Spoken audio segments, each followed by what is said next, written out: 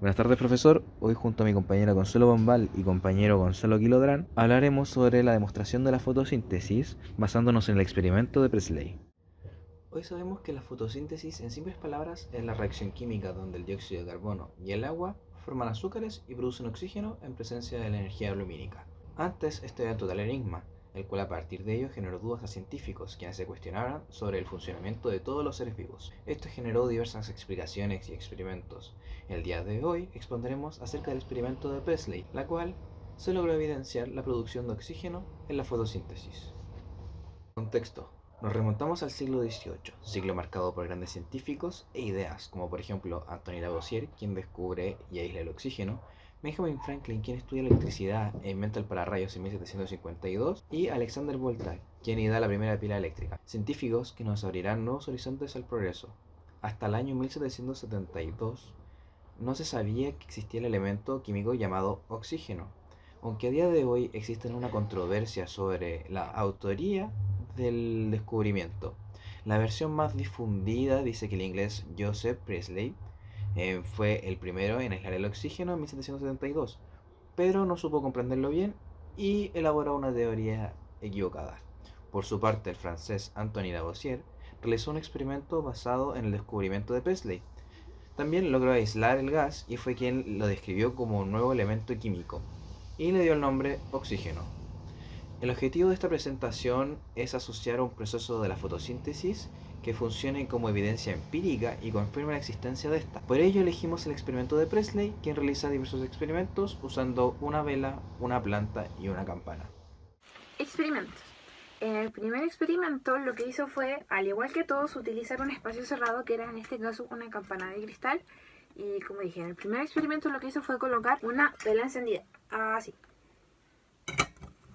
De esta manera se dio cuenta que luego de un rato la vela se apagaba. Lo que dedujo él fue que lo que necesitaba la vela para seguir encendida se había acabado en este espacio cerrado, lo cual no quedaba más para dejar encendida la vela. En el segundo experimento, esta vez utilizó un ratón vivo y lo introdujo junto a la vela encendida,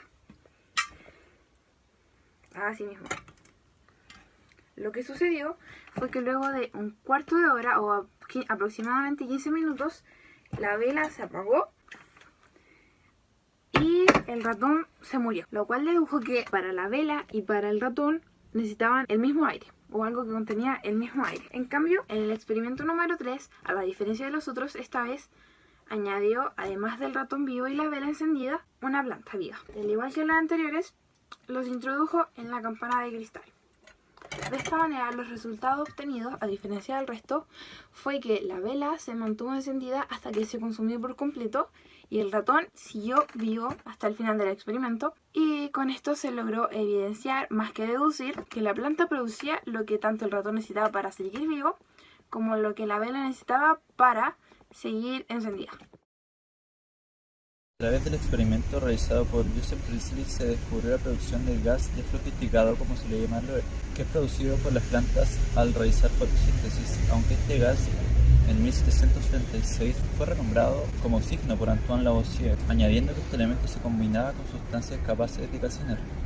Posteriormente, en 1978, Jan Ingenhousz experimentó sumergiendo plantas de sauce en agua, observando burbujas de oxígeno que emanaban de las hojas, solamente en presencia de luz solar. Fue así como se determinó que la fotosíntesis ocurre en las hojas o los lugares verdes de las plantas.